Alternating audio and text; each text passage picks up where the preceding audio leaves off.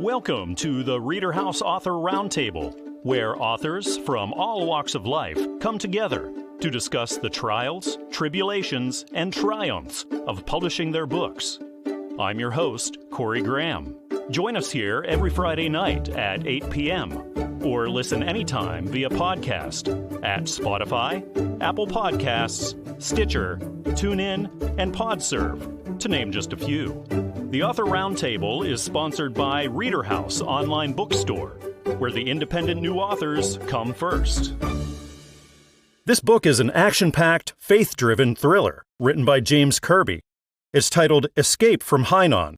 It's part of the Wings of the Dragon series, and we're going to talk all about it right now. I got James right here on the show. James, welcome. Thanks for joining me tonight. It's a pleasure to be here. I'm curious about Escape from Hainan. Can you tell me all about it, James? I would love to. It's loosely based on a collection of experiences of my own while serving in Vietnam as an airborne Chinese linguist. In fact, I was on the plane that's in the beginning of the book that the F-8 pilots are trying to protect. So it has loose connection with some of my experiences. But one of those pilots is downed by a MiG-21 from North Vietnam and finds himself bobbing in the water, the Gulf of Tonkin. Two Chinese fishermen pick him up, and in the course of tying him up and binding him up, they discover that a cross falls out from his flight suit, and they are underground Christians on Hainan, so now it turns the thing into, what do we do with this guy? He might be a Christian. So from there on out, it explores the issue of Corey's nominal Christianity and the courageous Christianity of the believers in the underground church on Hainan as they endeavor to get him to escape to safety. When he does, the naval intelligence debriefs him and finds out that he could be a conduit, if sent back, to establish a CIA spy network. He isn't in favor of that, but he's manipulated into it, and he does go back. So now he's back on the island, but everything explodes in the wrong directions, and he's got to flee for his life for the second time. Only this time, he steals the plane, flies out, and he carries with him two people. One, a military guy who knows a great deal that the CIA would like to know, and the other person is a woman, Chinese, whom he has fallen in love with. James, how did this all come together? How'd you get the idea to write this? Well, I have spent a great deal of time bedside with my wife, a surviving cancer victim, and I had so much time on my hands, I said, I got to do something. I got to write a book. So I decided that my life was being controlled and directed by things I had no control over. So I wanted to write an upbeat adventure story where things turn out good and will captivate the reader's audience. So I chose the elements in my own military background as the landscape for that adventure story. So this is your first book then? Actually, no. The first book was Another Love Was Not Lost, and that's totally different. It's set in Guatemala during the 1954 overthrow by the CIA of the Guatemalan government. But that's a different story. That's not the series, The Flight of Hainan. However, in two more books in the series, I'm going to bring those two books, Guatemala and this one from Hainan, I'm going to bring them together, and 2 generations down the road, the characters are going to find each other, so the whole thing will be tied together. So once you had your manuscript all ready and you started working with your publisher, Christian Faith, James, what did you find the most challenging part about that publishing end of things? To work through the editing, they did such a great job editing, but it took a lot of time. It took 3 reviews. I needed to read each review, each correction, and it was, quite frankly, tedious and time-consuming, but it was of tremendous value. This book reads much better and is a much more of a quality piece of art because of Faith Publishing's input. And speaking of art, I'm looking at it right now, and this is a great cover. James, was that easy to put that all together? Now, I'm supposed to keep that my own secret, but it was fun to put that together. I have a good friend, and he and I sat down on the computer, and after several sessions, that's what we came up with. What an exciting book. It's titled Escape from Hainan. This is part of the Wings of the Dragon series, written by James Kirby. It's published by Christian Faith Publishing and available basically everywhere, like Amazon and Barnes & Noble and iTunes, also traditional brick-and-mortar stores. James, thank you for coming on the show and telling me all about Escape from Hainan. I had a really good time talking with you. Oh, thank you for your invitation. You're very gracious.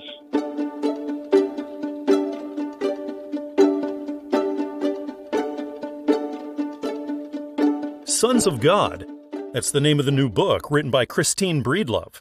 And it's an inspiring celebration of faith and spiritual transformation. Christine is sitting right here with me now, and we get to talk all about it. Christine, welcome to the show. Thank you so much for joining me here. Thanks for having me here. I'm curious all about Sons of God, Christine. Can you tell me what readers are in store for here? Well, it's a book that leads the children of God, those who are out there lost, not able to find a way to Him. It helps lead them to the path of righteousness and to the love of God. A lot of us are in this world, there's no love, there's no peace, and there's no comfort. And this book will help lead them to that. What kinds of readers did you have in mind for this? Mostly it's people, I'm seeking the lost children of God.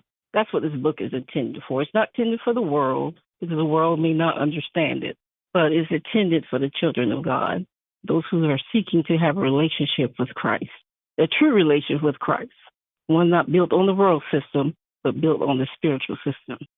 So, Christine, how did this come about? What gave you this inspiration? Well, just my life, not finding love, not finding comfort, not finding peace, and just being frustrated with life. And you go to the churches and you're not really finding any comfort.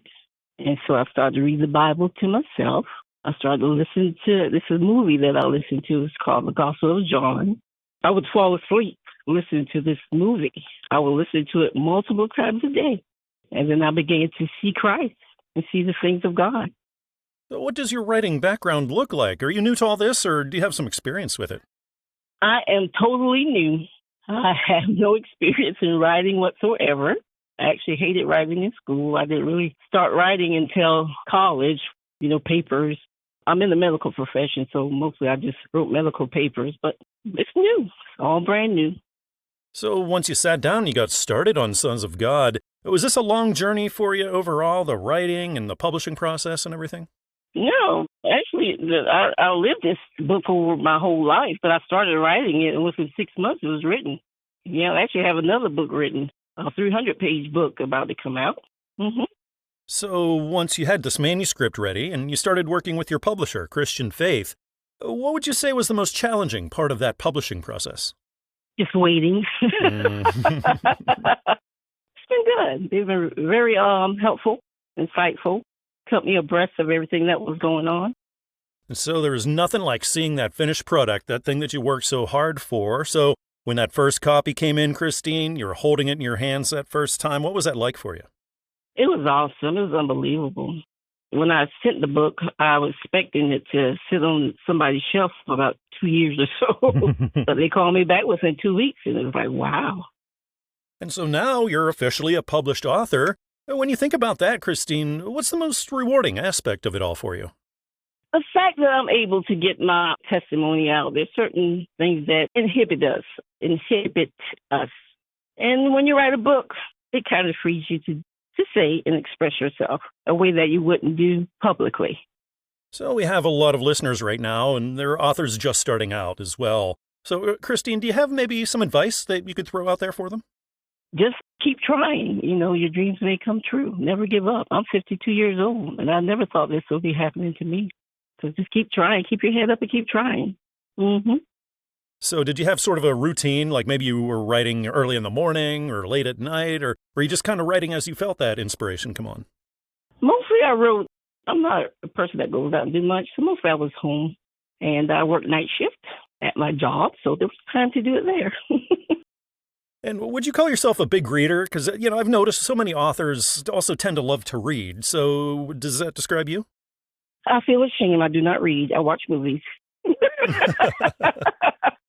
Again, it's titled Sons of God. It's written by Christine Breedlove and published by Christian Faith Publishing. and available pretty much everywhere, like Amazon and Barnes & Noble and iTunes, and also traditional brick-and-mortar stores. Christine, it's been really wonderful talking with you tonight and learning all about Sons of God. Thank you again for being here. Thank you.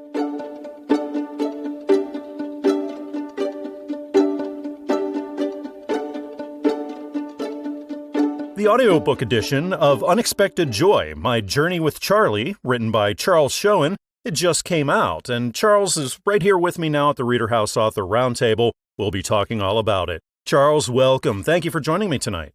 Thank you. Charles, can you tell me all about Unexpected Joy and what readers and audiobook listeners can expect here? Well, it's a book about raising my son with special needs and just kind of the journey that we have been on for 30 years. He is nonverbal, in a wheelchair, so requires care, 24/7. The whole premise of the book is, it started out as a struggle of kind of accepting what his special needs were and that was going to be something that we had to live with, and coming to the conclusion and acceptance of that was the challenge. And one of the things that I talk about in the book is the loneliness that you experience when you have a child with special needs is because 95% of your friends don't have that issue. And so you really don't have anyone to help you feel included in the community because everybody else's kid is going to play date and sitting up and crawling and doing all those things. And our son wasn't doing anything. And you have the books, What to Expect Your First Year, and they're not meeting any milestones that are in those books. So that's frustrating as well. So it's just kind of a dark place as you start out on that journey. And the book is about how there is a light at the end of the tunnel. It just takes a while to get there and to get to what I would say is acceptance, and which is one thing on the grief factor, but also is getting to a place of embracing, which would be joy. And that was kind of that's why I came up with the title of the book, Unexpected Joy, because it was a hard place to get to. Charles, what sorts of readers do you think would really be into this the most? I think a lot of folks that have challenges, no matter what they are, but also parents with children with special needs would really, and they have. I mean, I've had the books been out for a couple of years, and mostly people who have kids with challenges, autism, whatnot, really embrace the book and like it, and then refer it to other people who might be their friends who are also having children with special needs or challenges or autism and want them to read it or listen to it because they see the light at the end of the tunnel of when you're going through the experience. The beginning is very difficult and dark, but it also can end in joy. And that was kind of the whole point and purpose of writing the book and sharing the story with other people. So how did it all come about, Charles? What gave you the idea to write this story and publish it for the world? Well, I had written actually 5 other children's books about Charlie, things that we do in the community. They were children's books, and I had them illustrated and published. Things like going to the barber shop, going to Waffle House. I push him in half marathons, going to school. These were all just children's books about the things we do that make our life rich with the people that we do them with. It was kind of a celebration of Charlie and also a celebration of the people that impact his life and make it more joyful. That was kind of the beginning. And then I had it kind of in the back of my mind that I wanted to tell this story. So I hired a co-author, Cindy, to help me structure the book and put it together and write it so that it would come together. I mean, she's a professional writer, and so she really helped me put it together so that it had a good flow. It definitely resonated with a lot of people. Again, the audiobook is titled Unexpected Joy, My Journey with Charlie. It's written by Charles Schoen and published by the Audiobook Network. So go places that you normally would get your audiobooks and you'll find it, like Audible and iTunes and Amazon. Charles, thank you for coming on the show. It's been really wonderful talking with you tonight. Thank you very much for having me. I really appreciate it.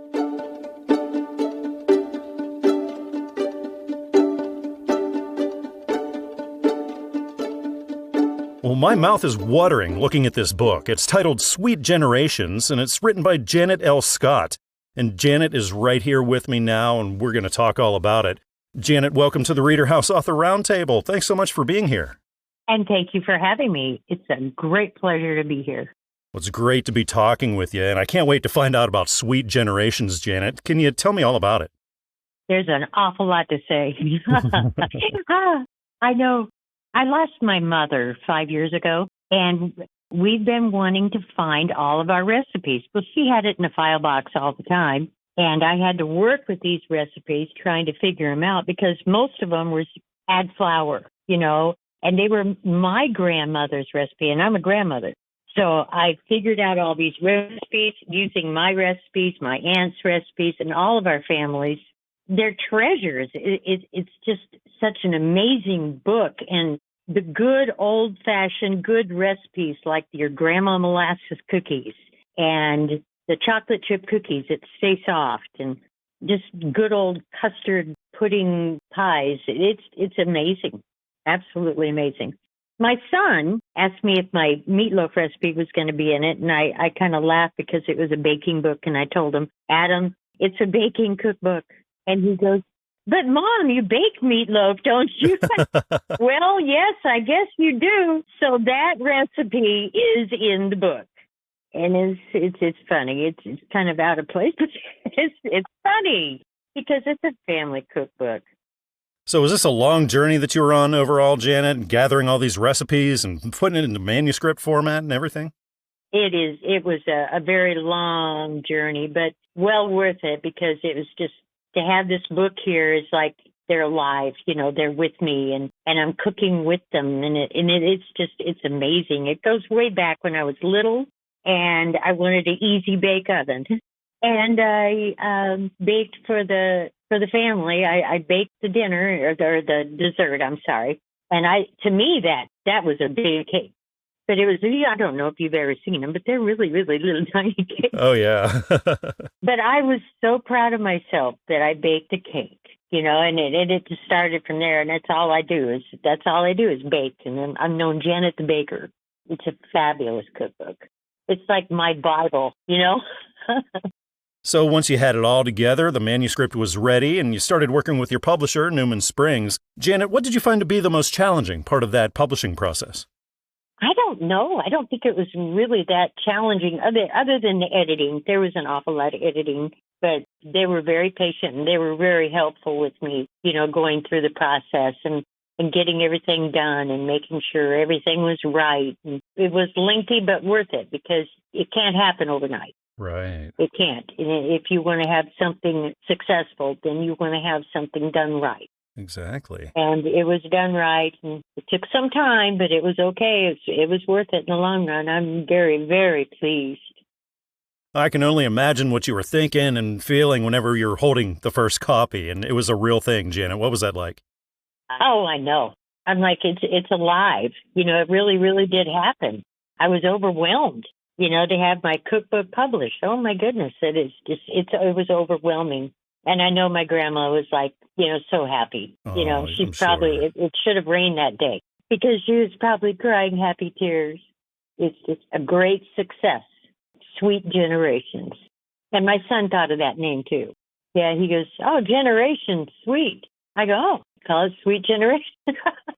Oh, one lady, my neighbor, she's cute. She gets a lot of pies from me and she orders one of the main things is a coconut cream pie.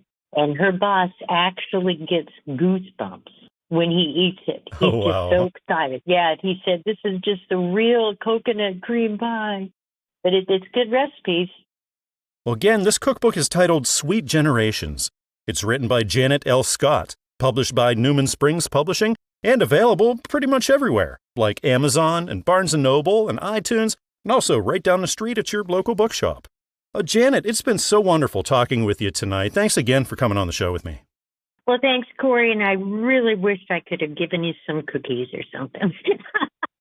Thank you so very much.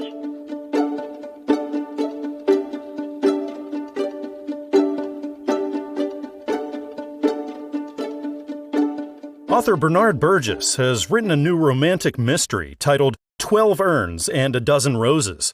And the author, Bernie, is right here with me now, and we get to talk all about it. Bernie, welcome to the show. Thank you for being here with me tonight. Yeah, well, thank you. I appreciate it.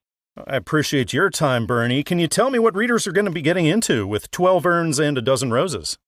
Yeah, it's the closest genre I could come up with is a romantic mystery. It's not a romance in the sense of like Harlequin mysteries or anything like that. It's about long lost love that someone is trying to find, and also the love between a father and a daughter that have been separated for 25 years. When my main female character is 42 years old, she finds out that she's named the executor of an estate. Her father has been missing for 25 years. She doesn't know what happened to him. He vanished when she was 17, and she was very close to him up until then, and she had no idea what happened. So she finds out that she's executor of his estate by way of a law office that has 12 urns of his ashes and 12 envelopes of very cryptic instructions for distributing them. And her dad leaves instructions or leaves a request asking her to spread his ashes according to his wishes. Initially, of course, after all those years of not knowing, her first impression is, heck no, not about to. But then her husband talks her into doing it because, like he says, you need to know what happened to him. He asked you to do this, and I think you should do it. So that embarks her on a journey which is multi-state. She leaves New Jersey, where she's living, and ends up clear up in the Pacific Northwest and the Rocky Mountain states by way of this journey of discovery. She's distributing his ashes along the way in various points that he asked her to go to and see different people that were important to him at one time in his life. So all this way, she's discovering not only an America that she didn't even know existed because of the interesting places and the nations she didn't even know she had, but she's meeting some very interesting and unusual people along the way. She finds that she is drawn into the Plains Indian culture of the upper Midwest. It's a long journey that involves some 3 weeks of her time to try to get to the bottom and reach the 12th urn. So along the way, she's trying to discover what happened to her dad, why he left, and also unravel a couple of other mysteries along the way also that she discovers while she's traveling. It's really a story of discovery, self-discovery, but also discovery of someone that you've lost and didn't know what happened to them, a discovery of an America that she didn't know existed, and then the various mysteries that she identifies as she's traveling. So she's on a very multifaceted journey. Interesting. Bernie, how did you get the idea for this story? I got it from my mother, kind of by accident. When my mom was dying of cancer a little over 3 years ago, one of the things that you do, I was kind of one of her caregivers, even though I was her oldest son, but there's a little pamphlet called 5 Wishes that we did as part of the hospice program, and one of the wishes is whether you want to be buried or cremated. We always thought Mom wanted to just be buried next to my dad in the little small town cemetery where he was, but she threw a curveball at us and decided she wanted to be cremated. Well, this kind of threw everybody into a big row there for about 24 hours until I finally had to sit her down and ask her, what do you really want? You know, and that we always thought she wanted to be buried by Dad. Well, ultimately, that's what she did. But this row and all this emphasis on cremation for a while kind of activated my brain. I've written several mysteries, and previous to this, I have a 5-book mystery series. And so I've just got one of those brains that's always looking for some new idea. Well, I got this idea for the 12 Urns and a Dozen Roses from that experience. Again, this is titled 12 Urns and a Dozen Roses. It's written by Bernard Burgess, published by Christian Faith Publishing, and available pretty much everywhere, like Amazon and Barnes & Noble and iTunes, also traditional brick-and-mortar stores. Bernie, it's been wonderful talking with you tonight and learning all about 12 Urns and a Dozen Roses. Thanks again for being here. Thank you, Corey. I really appreciate it. Thank you for your time.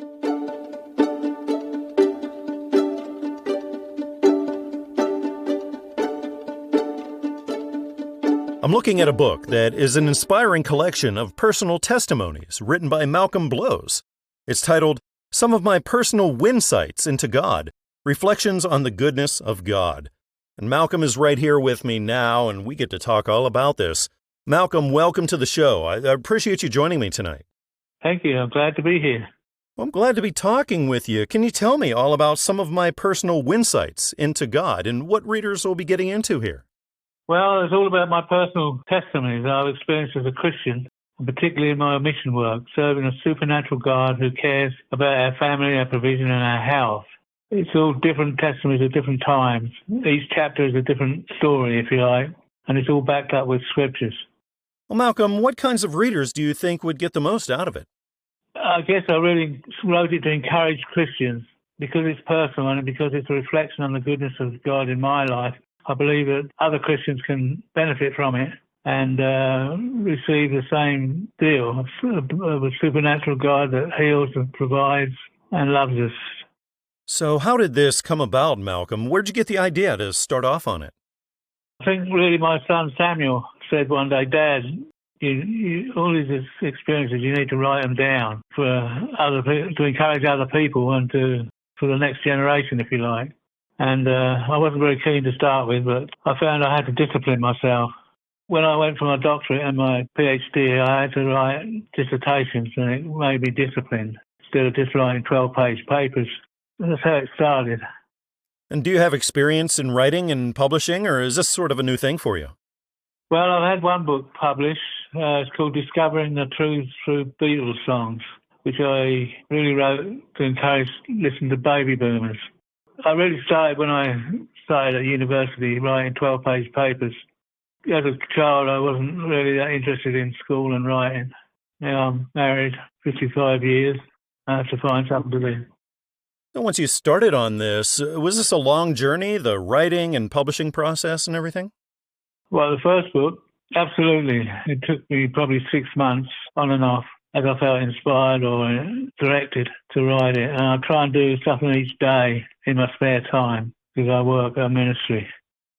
So once you had your manuscript ready and you started working with your publisher, Christian Faith, what would you say was the most challenging part of that publishing end of things for you? Edited, I guess, and seeing it change some. But it was all a challenge.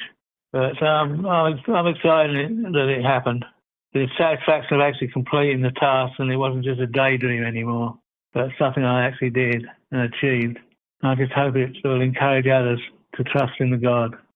So once it was finally real, you're holding the first copy of this in your hands, Malcolm. What kind of a moment was that like for you? Well, I was excited. I was ecstatic, I guess. Said to myself, I've actually did it. You know, now I think it's Psalm 92:14 says that we shall bear fruit in our old age. And I'm 76.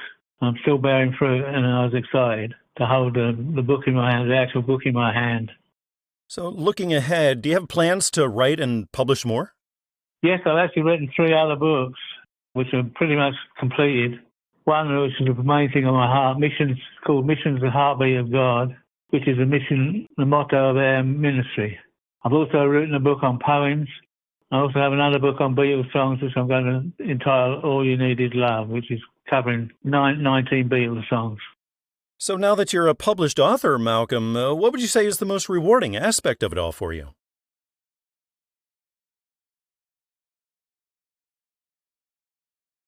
It's nice to be able to get feedback from people.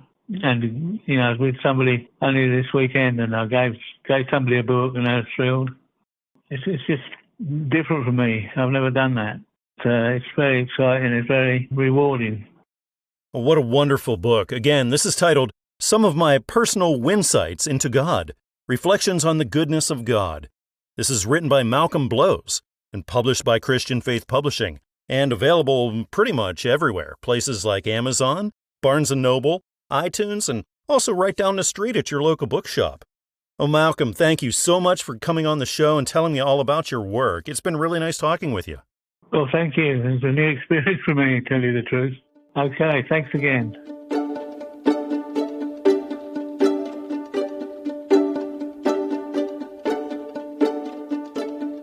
This is the retelling of the Nativity story through the eyes of Joseph. It's the new book by Julie Lauppe. It's titled Father of Christmas. And Julie is joining me right now. We get to talk all about it. Julie, welcome to the show. Thanks for joining me tonight. Hi, Corey. Thank you for having me. Absolutely. I'm curious about Father of Christmas. So, Julie, can you tell me all about this? Sure. So it's a retelling of the Nativity story, but it's a little different perspective in that it's showing Joseph's experience through the whole thing and kind of his role. He gets a backseat a lot through the story, so I thought it would be interesting to see what he did through all of this. Julie, what kinds of readers did you have in mind for it? I think this is more of a family book. My hope for this is that I would really love families to read it together with their kids, but the style is written in such a way that I think children as well as adults can appreciate it. So it would just be really fun to see this book grow with a child as they age and maybe even read it to their own families when they're older. So this is really interesting, Julie. How did the idea for this come about? It's been something that I was hoping to see on the shelves for a very long part of my life. I love Christmas. It's always a great holiday and spirit for my family and my kids. And there's so many wonderful books, but I didn't see any with, the Holy Family in particular, telling it from their perspective. And so I just thought it'd be interesting to see and just get a different perspective, as well as not just that calm, peaceful, loving Christmas that we all know, but also that more power and majesty aspects to it. So what does your writing background look like? Do you have experience in this kind of thing, or is this kind of new ground for you? Well, this is my first published book. I have written an article for a magazine about a year or so ago, and funny enough, that one was on Mary. So now we're on Joseph. So once you had your manuscript ready and you started working with your publisher, Christian Faith, what would you say is the most challenging part of that publishing process? Oh, goodness. Probably the patience, honestly, and the perseverance. I think it's all worth the wait once it gets into your hands at the end, though. So altogether, the writing and publishing and everything, was this a long process altogether? The writing was actually the shortest part. I had a copy in the hands of my editors pretty quickly, but the process overall was about, I would say, 4 to 5 years.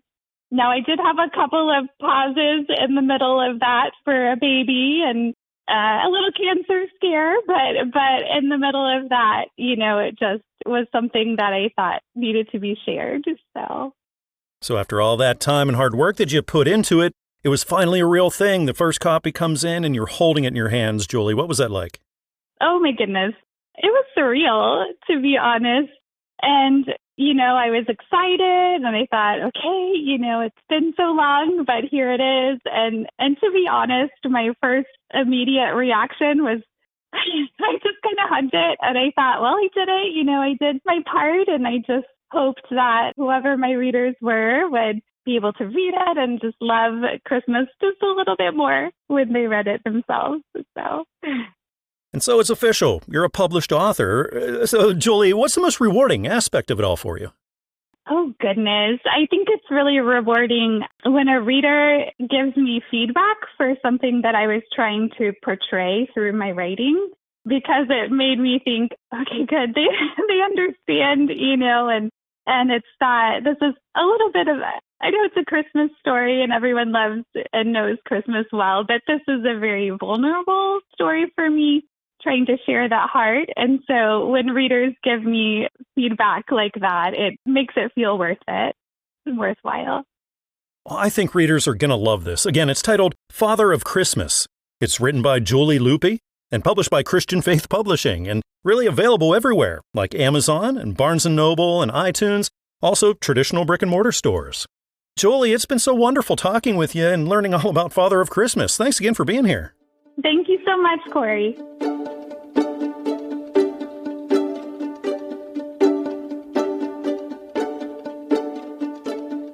The new book by Stephen A. Jackson is a safari adventure. It's titled Crocodiles in Cars. And I'm going to find out all about this. Stephen is right here with me now at the ReaderHouse Author Roundtable. Stephen, welcome. Thank you so much for joining me. Thank you for having me. I appreciate it. Steve, I'm curious about crocodiles in cars. Can you tell me all about this? Well, my family and I lived in Africa for 20 years, and we just got back at the end of 2023. So we have a lot of opportunities to go on safari in Africa. The place where we lived, it was not too far away from a world-class game park. So, one of the things that my family and I like to do is just go and visit and see the animals and everything like that. So just from all those times, and then we got to do that in other countries as well. So about 3 or 4 countries there. So we loved doing it. We loved the wildlife. And that was kind of the inspiration for the book. And also at the beginning of 2024, we had our first grandchild.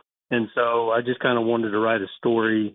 I had the idea, I wanted to write a story, for him that might be fun for him to read someday. So this is a book for younger readers then? Yeah, it's a younger reader book. Yeah, it's an illustrated children's book.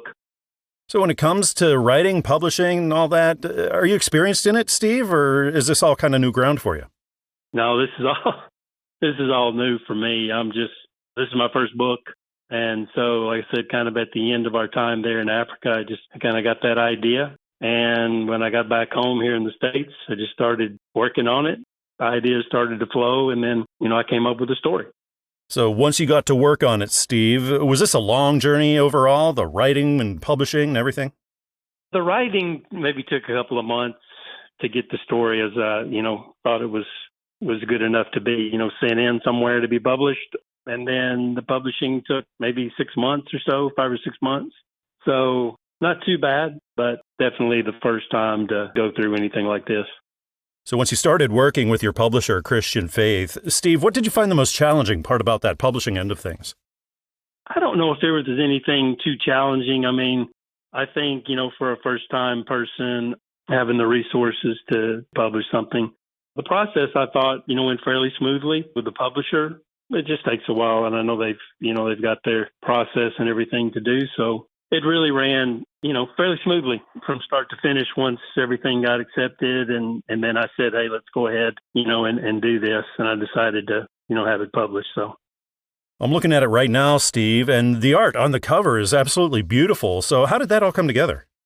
That's kind of it's not a long story, but it's just, I didn't know how to illustrate the book. That was going to be I had the story, but then I thought, every page needs a picture to kind of, show what's going on, with the words. And I didn't know how to do that. I'm not an artist myself. I don't know an artist or anything like that. So I actually started creating things through AI, through my phone. And then amazingly, it came up with stuff that I could use. And then I edited it from there to get it down to a picture or an illustration that would work for the word. So that took a little time, but for me, I was happy that it worked out because it was definitely an economical way to get the illustrations done. When finally that first copy came in and you were holding it, Stephen, what was that like for you? I mean, it was nice.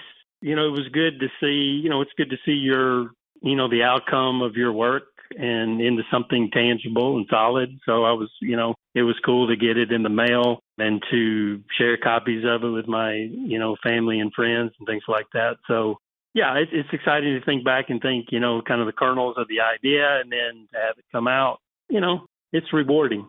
It's nice. Well, this book is titled Crocodiles in Cars. It's written by Stephen A. Jackson, published by Christian Faith Publishing, and available basically everywhere, like Amazon and Barnes & Noble and iTunes, also traditional brick-and-mortar stores. Stephen, it's been really great talking with you tonight. Thanks again for being here. Again, thank you for having me. I appreciate it.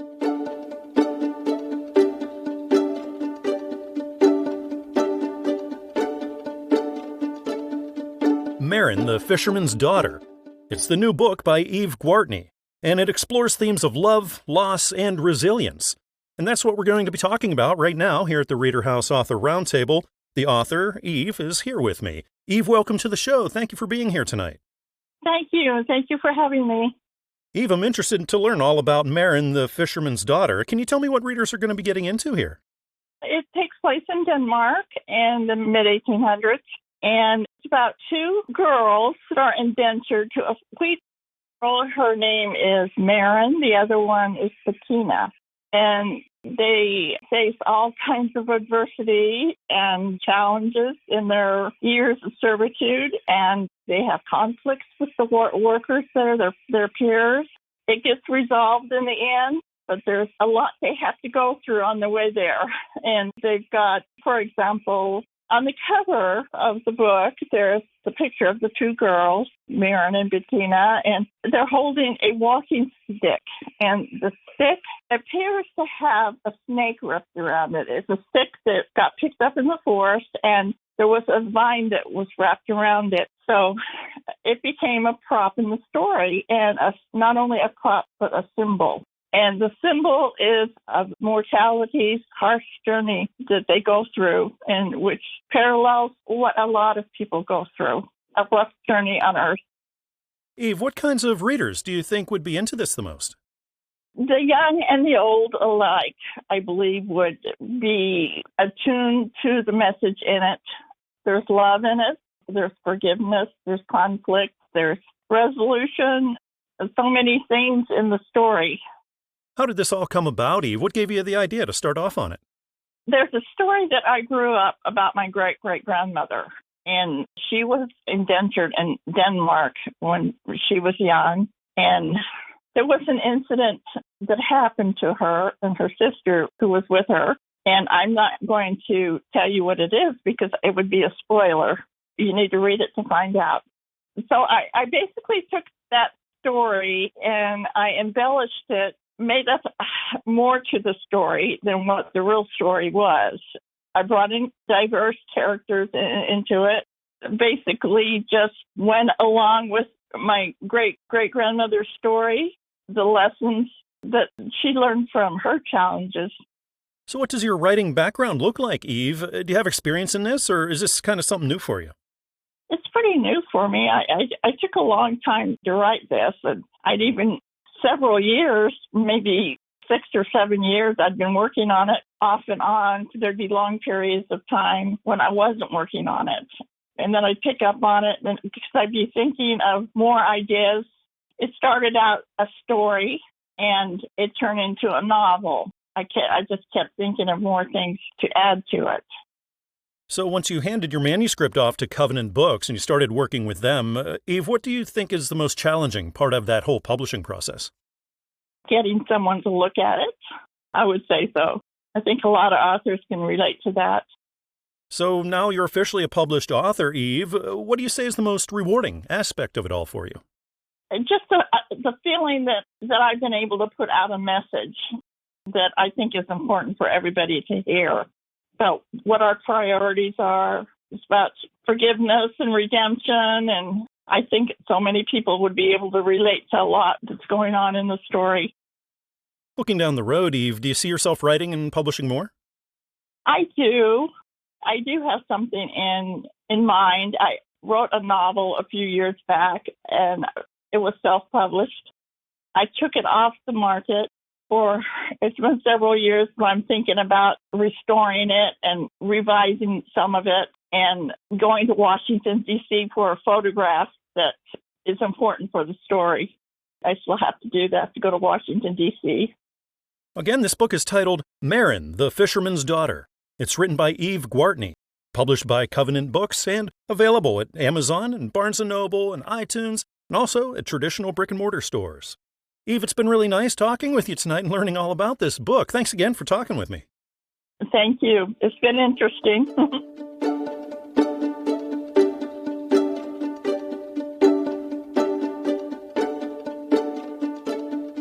Author Victor Orelaja has written a new book titled I Did It My Way, an autobiography. And Victor is joining me now at the ReaderHouse Author Roundtable. We're going to talk all about the book. Victor, welcome. Thank you for being here tonight. You're welcome. Victor, can you tell me all about I Did It My Way and what we can find here? I Did It My Way. It's about a story of a man who rose from grass to grace. In a nutshell, everybody has his or her own story of life to tell, but some have far more fascinating stories than others. The one is engineer Chief Victor Orelaja, who, although not born with a silver spoon in his mouth, yet in adulthood treaded life like a colossus. He's always looking for new fields to conquer. The author has a clear message for the chicken-hearted and the weak-kneed.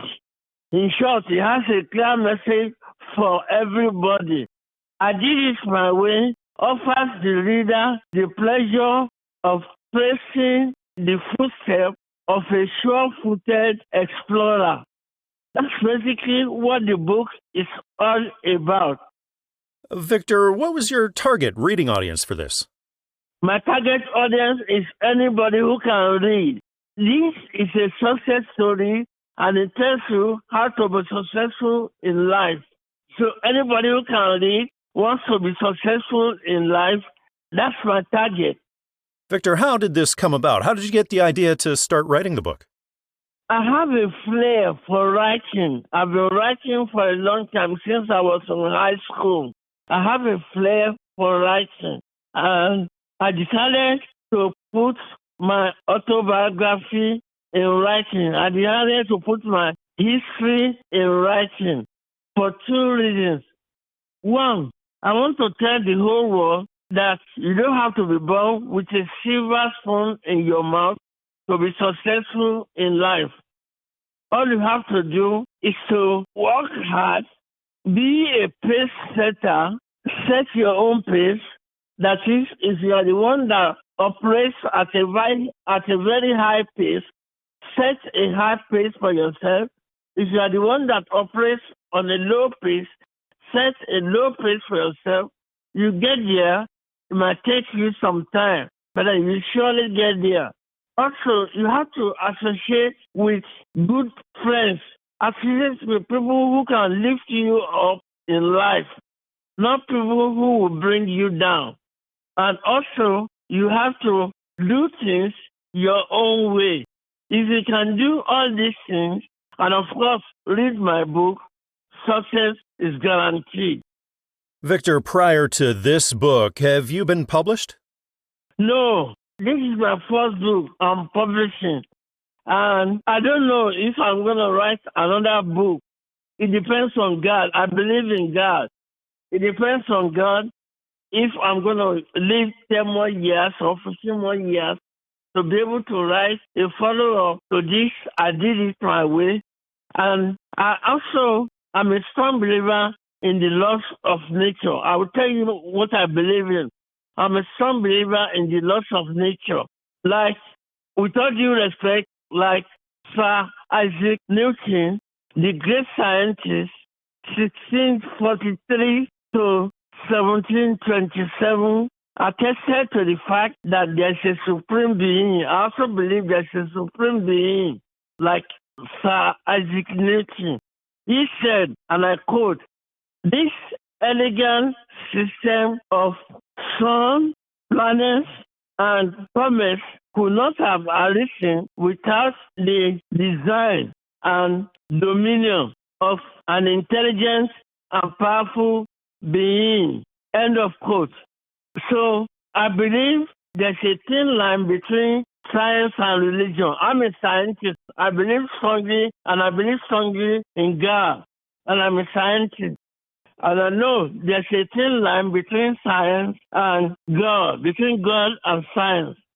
Again, the book is titled I Did It My Way, an autobiography. It's written by Victor Orelaja and published by Newman Springs Publishing. It's available at Amazon and Barnes & Noble and iTunes and also traditional brick-and-mortar stores. Victor, thank you for joining me tonight. It was really great having you on the show. Thank you, sir. We hope you enjoyed this edition of the ReaderHouse Author Roundtable, where authors from all walks of life come together to discuss the trials, tribulations, and triumphs of publishing their books. We hope to see you back here every Friday night at 8 p.m. or listen anytime via podcast at Spotify, Apple Podcasts, Stitcher, TuneIn, and PodServe, to name just a few. The Author Roundtable is sponsored by ReaderHouse Online Bookstore, where independent new authors come first.